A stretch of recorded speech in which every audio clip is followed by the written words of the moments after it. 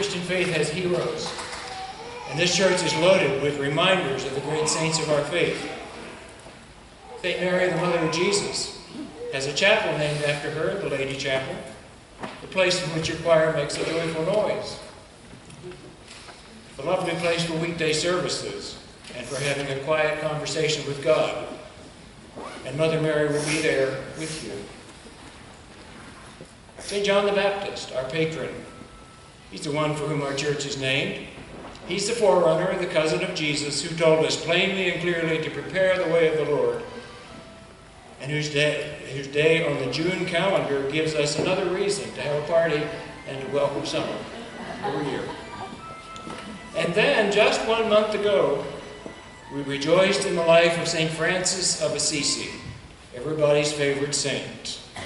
We were greeted by Rojo the Llama, and by Father Robert's birds, and by so many of our beloved pets, all telling the story of Francis, who loved God's whole of creation, especially the poorest and weakest among us.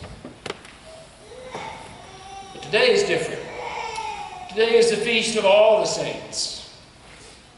Today is not about the executives in the corner office of a high-tech company, but rather about the secretaries and data entry clerks and assemblers, without whom the big companies would soon grind to a halt. Today is not about the chief medical officer of a big hospital, but rather the nurses' aides and the maintenance and the housekeeping people who make healing much more comfortable. And today is not about the quarterback of our major college and professional football teams, but about the red-shirted hopefuls sitting on the bench waiting to be called to play, and the boys and the bat girls and bat boys and all the groundskeepers and all the office workers who support the stars. So All Saints is not about the famous people of history, but about the little people, the ordinary people, the people of God. On this day, at this very moment, Bishop Michael Curry is being installed as the 27th presiding bishop of the Episcopal Church in the USA at the National Cathedral in Washington, D.C. We're not there in person, but we are in spirit, adding our prayers of thanksgiving to God for calling this singular bishop to become our next primate. Bishop Curry speaks of people who have invented and inspired, created and sacrificed to improve the world. In his book, Crazy Christians, he names, oh my, what a motley crew it is, Bob Dylan, Amelia Earhart, Frank Lloyd Wright, Maria Callas, Muhammad Ali, Martin Luther King Jr., Jim Henson, Mother Teresa, Albert Einstein, Pablo Casals, Mahatma Gandhi, Albert Schweitzer. No, they weren't all Christians, but no matter. Remember, Jesus tells us, not everyone who calls me Lord, Lord enters the kingdom, but he who does the will of my Father. Bishop Curry's point is that part of us and those around us that are saintly is not because we are outstanding, but because we are human. He quotes a poem from the Apple computer commercial. Here's to the crazy ones, the misfits, the rebels, the troublemakers, the round pegs in square holes, the ones who see things differently. They're not fond of rules. The people who are crazy enough to think they can change the world, they're the ones that do. So all the saints are all the people who have experienced all the joys and sorrows that pass through the human heart. There's not an emotion, an experience, a deeply felt wound and tragedy, a victory, a failure, or a great success that has not been felt by the saints. There are times that you will feel very alone in life, but you're not alone. Everything that describes you in this moment and throughout your life is mirrored in one or more or hundreds of all the saints. Yes, we are surrounded by a great cloud of witnesses who bear us up through life's terrible times and who sing and rejoice with us through life's wonderful moments. My first assignment after seminary graduation, over 45 years ago, wow, it was to a program-sized church in the Episcopal Diocese of Olympia, just to our north.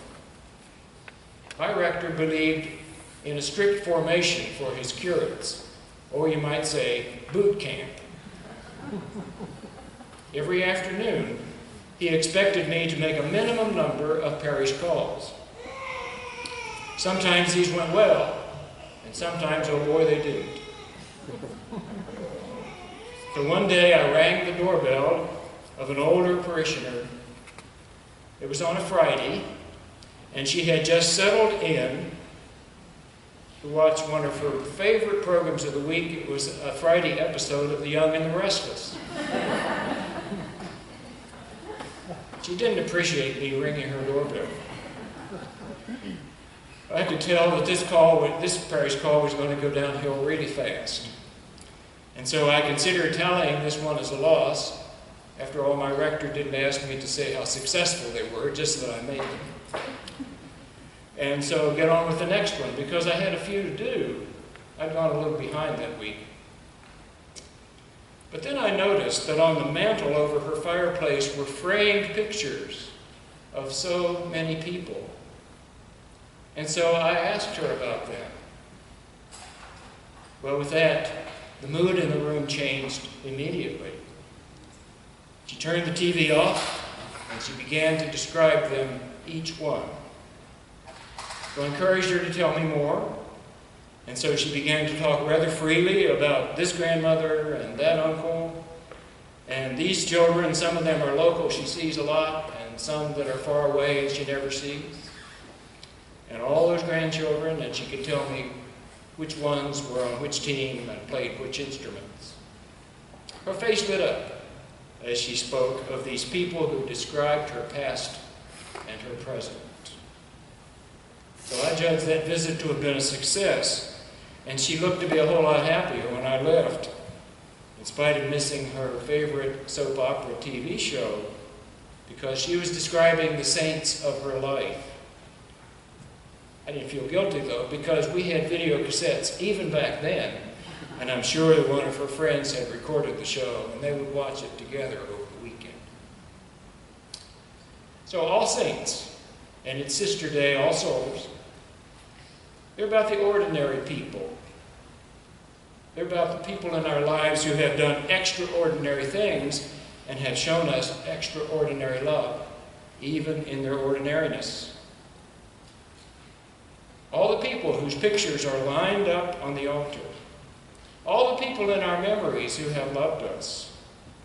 Even some new saints that we don't yet know very well, such as Isla, soon to become a new Christian in our very midst, and Matt and Jerry, her parents, and their godparents and extended family, and the church. Yes, this is truly a wonderful day, surrounded as we are with such a great cloud of witnesses. I sing a song of the saints of God, patient and brave and true. God, help us to be one too.